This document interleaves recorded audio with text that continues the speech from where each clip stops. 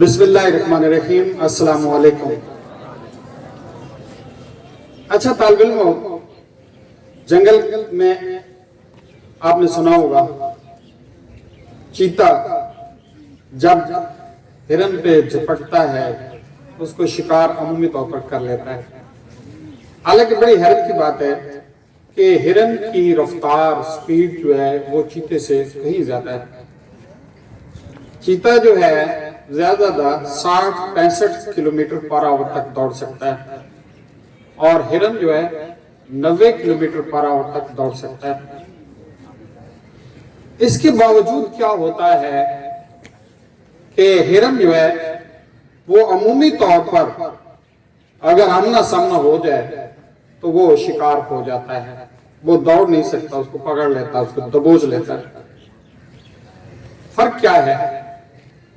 فرق صرف اتنا ہے کہ چیتا جب ہرن کو دیکھتا ہے، دونوں آمنے سامنے آتے ہیں تو چیتا کہتا ہے، چیتا خوش ہو جاتا ہے کہ میرا شکار آ گیا، میرا لنچ آ گیا ہے، میرا ڈنر آ گیا ہے، خوش ہو جاتا ہے۔ اور ہرن کیا کہتا ہے؟ ہرن دیکھتا ہے تو کہتا ہے ہائے میری موت آ گئی ہے۔ اور وہ موت کی وجہ سے، اس ڈر کی وجہ سے اس کی ٹانگوں میں نہ تو وہ سکت رہتی ہے، نہ اس کے بھاگنے میں وہ طاقت رہتی ہے، نہ وہ پھرتی رہتی ہے، کیونکہ بزدلی جو ہے اس کے اندر سے اس کی جان جو ہے نکال دیتی ہے۔ اچھا یہ تو چیتا ہے۔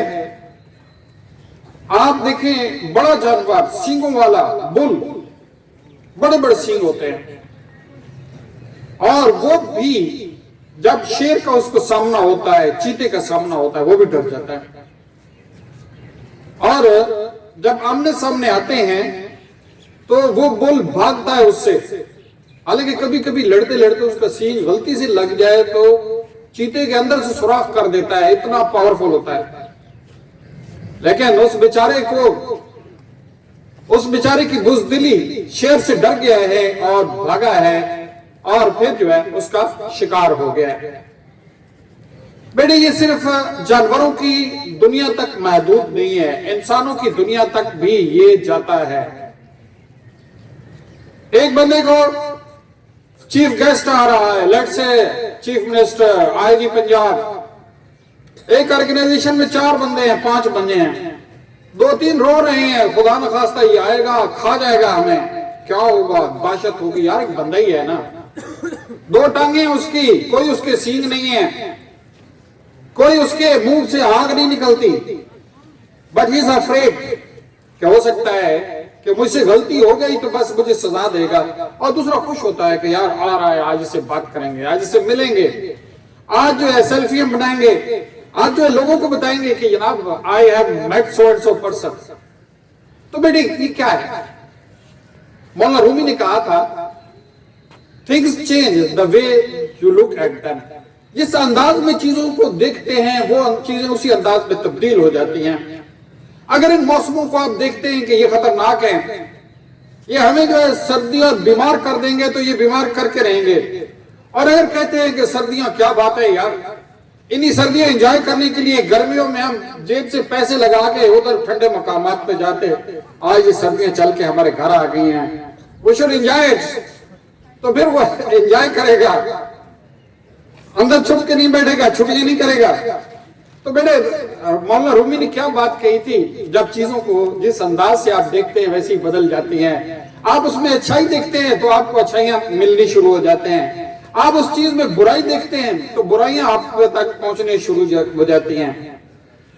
تو بیٹے اب جو ہے کہ آپ کے ہاتھ میں ہے، اپرچونٹیز آ رہی ہیں، کچھ کے لیے اپرچونٹیز ہیں، کچھ کے لیے بحث ذلت ہیں، ایگزام سر پہ کھڑے ہیں، 9-10 سر پہ کھڑے ہیں، کچھ ہوں گے جو خوش ہیں، بہت سارے لوگ خوش ہیں الحمدللہ۔ I feel 9-10 آپ کا میں اعتماد دیکھ رہا ہوں کہ انشاءاللہ آپ جو ہے فیل کر رہے ہیں کہ ہمارے لیے اپرچونٹی آ رہی ہے۔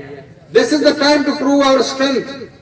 This is the time کہ ہمیں 9-10 سال ہم نے پڑھا ہے، اس سے پہلے 11 سال پڑھا ہے، آج موقع مل رہا ہے कि पूरे डिवीजन के साथ compete करना है, this opportunity may not come again and again.